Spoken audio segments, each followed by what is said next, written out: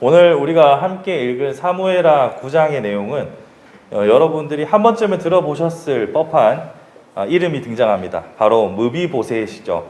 이 무비보셋은 오늘 본문에서도 설명하고 있는 것처럼 사울의 손자요 요나단의 아들이 되는 왕족입니다.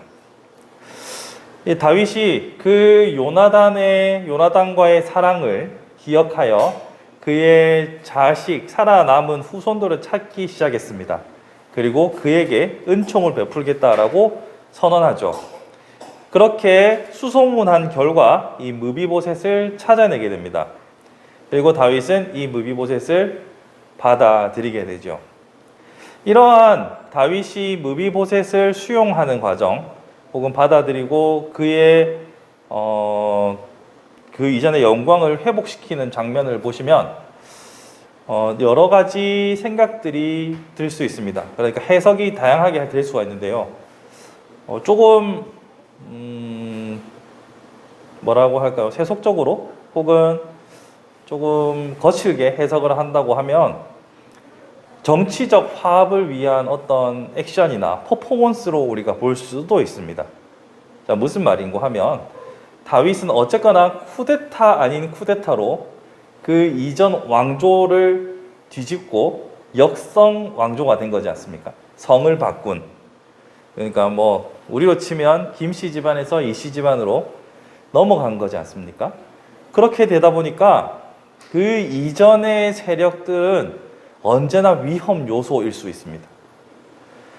조선이 새로 세워지는 데 있어서 이씨 왕조가 굳건하게 그 자리를 완전히 확립하기 전까지는 이전 왕조에 대한 향수를 가진 사람들이 분명히 있었을 거란 말이죠.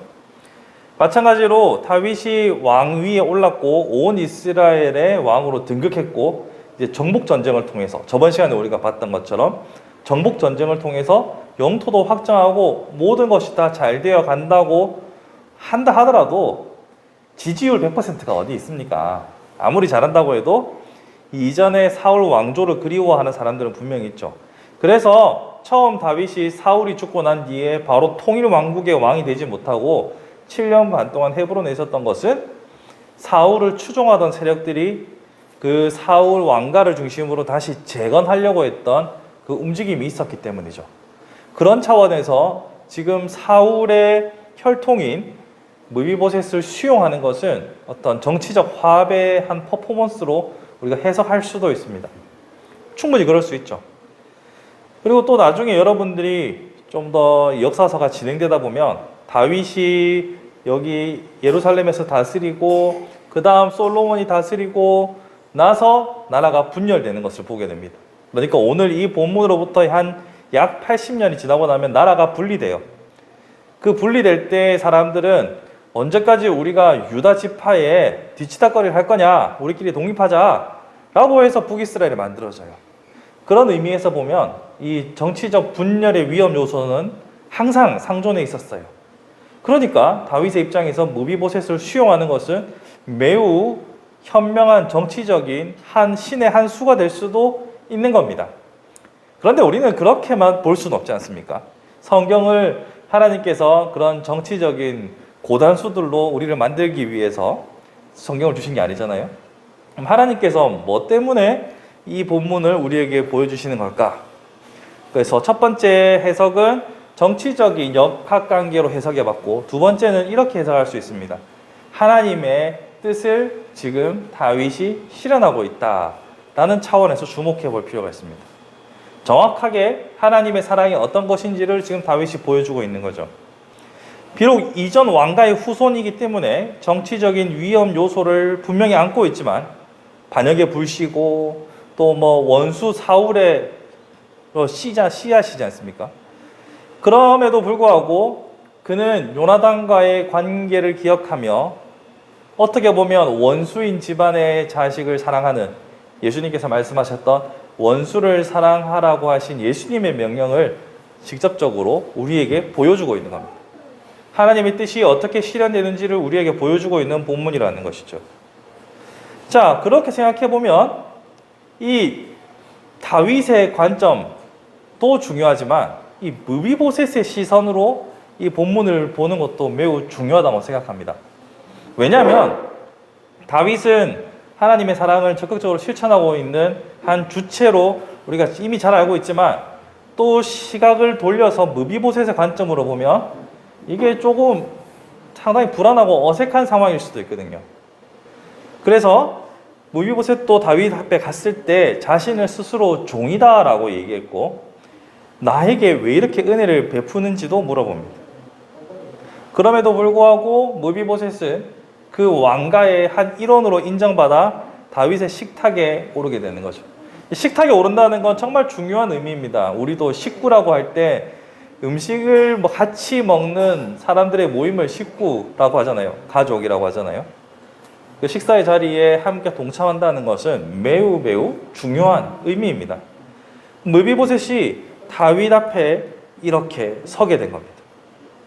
다윗이 무비보셋에게 베풀었던 사랑과 무비보셋의 마음을 보면 우리의 삶과 너무나도 밀접하게 연관되어 있다는 사실을 발견하게 됩니다.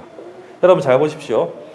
하나님께서 다윗에게 그 사랑을 실천하도록 하셨던 그 상황들을 보시면요. 자, 우리의 모습과 무비보셋이 정말 절묘하게 겹쳐지는 것을 알 수 있습니다.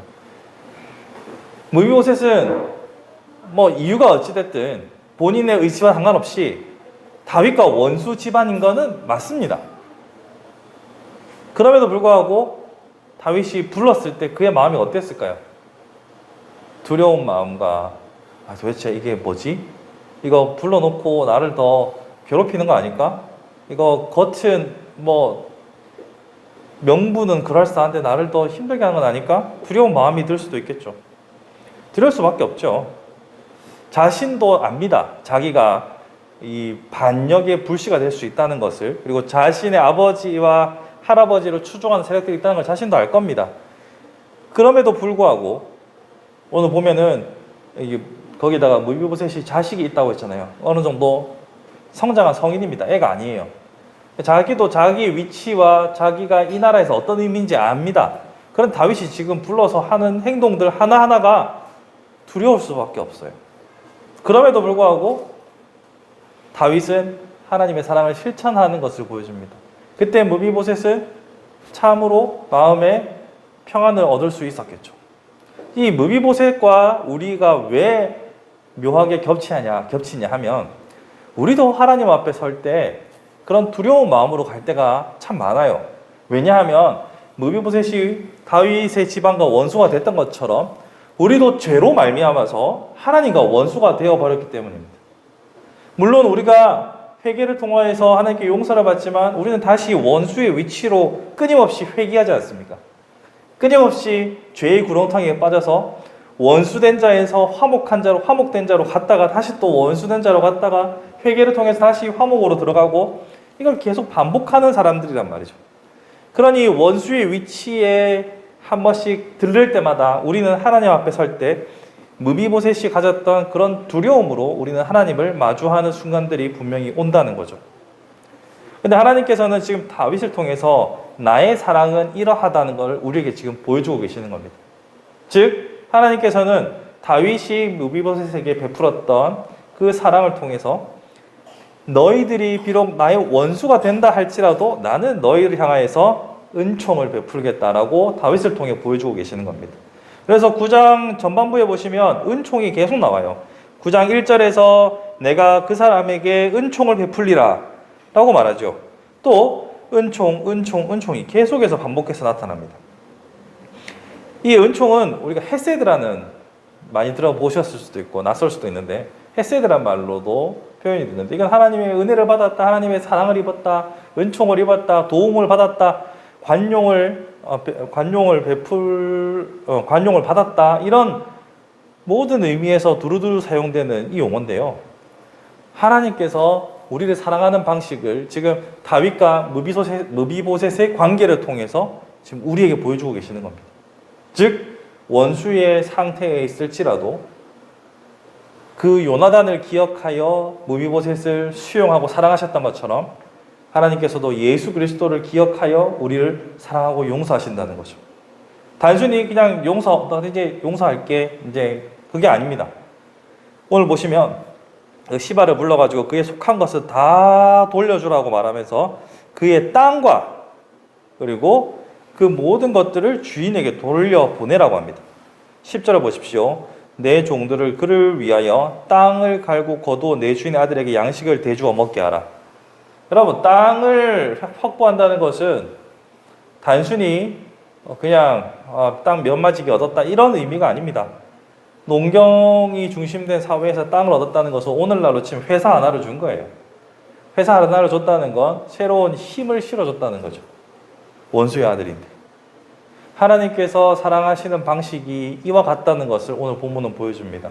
하나님께서 우리를 사랑하는 방식이 다윗이 무비보셋을 향한 그 은총과 사랑을 통해서 우리에게 부분적으로 보여주고 계시는 거죠.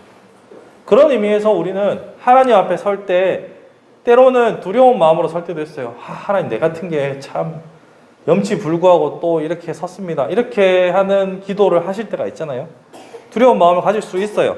그럼에도 불구하고 우리는 하나님의 원수로 살아감에도 불구하고 예수 그리스도를 기억하여 우리를 사랑으로 인도하실 그 하나님의 사랑의 손길, 헤세드, 은총을 기억하며 날마다 두려움이 아니라 기쁨으로 하나님을 마주할 수 있는 용기를 가질 수 있기를 바랍니다. 두려움보다는 그 은총으로 인한 하나님의 섭리와 사랑과 그 모든 은혜들을 강구하는 소망을 품는 것, 이것이 성도의 희망이라고 생각합니다. 언제까지 죄인으로 살아갈 겁니까? 물론 회개는 진솔하게 진실되게 즉각적으로 해야 됩니다. 그렇지만 그 죄의 무게에 눌려서 하나님의 은총을 즐거이 누리지 못하고 오늘 무비보셋이 본인의 입으로 말했던 것처럼 자신을 개라고 계속해서 내가 말하고 있다면 우리의 태도는 조금은 생각해 볼 필요가 있습니다. 다시 이 시대로 돌아가서 무비보셋이 왕의 자리에서 매일 식사를 같이 하는데 계속 쭈글쭈글하게 눈치 보고 음식을 먹는 둥 마는 둥 하고 그렇게 하면 다윗이 행복하겠어요? 아니, 내가 너희 아버지를 사랑했다니까, 내가 너를 기억한다니까, 내가 너를 나의 가족으로 일원으로 나는 너를 받아들이고 싶은데 계속 네가 그렇게 불편해하고 하면 내가 마음이 편하겠니?가 다윗의 마음 아니겠습니까? 마찬가지로 하나님께서 우리를 향하여 주시고자 하시는 것은 인애와 사랑과 평강이므로 우리가 두려움에 매여 있기보다는 하나님의 은총을 구하며 담대하게 그의 자녀로 즐겁게 살아갈 수 있는 것이 참으로 중요하다라고 말씀드리고 싶습니다. 아울러서 우리가 생각해 볼 것은 우리가 계속해서 원수된 자리에서 양자로 들어갔다가 다시 또 원수의 자리로 갔다가 양자의 자리로 갔다, 이걸 반복한다고 말씀드렸잖아요. 이거 안 하는 사람이 어디 있겠습니까? 누구든 죄에서 완전히 자유로울 수는 없습니다. 죽기 전까지는. 저 천국에 가기 전까지는 누구나 다 우리는 계속 원수의 자리에 갔다가 회개하고 돌아왔다가 원수의 자리로 갔다가 이걸 반복해요. 우리의 연약함이죠. 그러한 우리의 모습들을 기억하면서 우리가 하나님 앞에 나갈 때 두려움이 아니라 기쁨으로 나가는 것과 동시에 우리가 주목해야 될 것은 날마다 이 사죄의 은총을 구하는 지혜가 필요하다는 겁니다. 우리는 회개기도라는 것이 어떤 분들에게는 맞다, 까먹고 있었네 라고 하는 분도 있을 수 있고, 어떤 분들은 그냥 습관적으로 하게 되는 분들도 있어요. 근데 회개는 명백하게 그분께서 우리에게 조명해 주시는 겁니다. 그러니까 내가 성경을 잘 알고 지식적으로 나의 죄들을 어느 정도 판별해서 회개할 수는 있어요. 그런데요, 이 빛이신 하나님께서 어둠을 밝혀주시지 않으면 실체가 잘 드러나지 않을 때도 있습니다. 여러분 한 번쯤은 경험해 보셨을 거예요. 맞다, 기도하는 중에 내가 그 문제는 하나님 앞에서 해결하지 못했구나, 내가 회개하지 못했구나라고 문득문득 깨닫게 되는 순간들이 있죠. 그것이 바로 성령께서 빛으로 우리의 실태를 조명해 주실 때 비로소 발견되는 겁니다.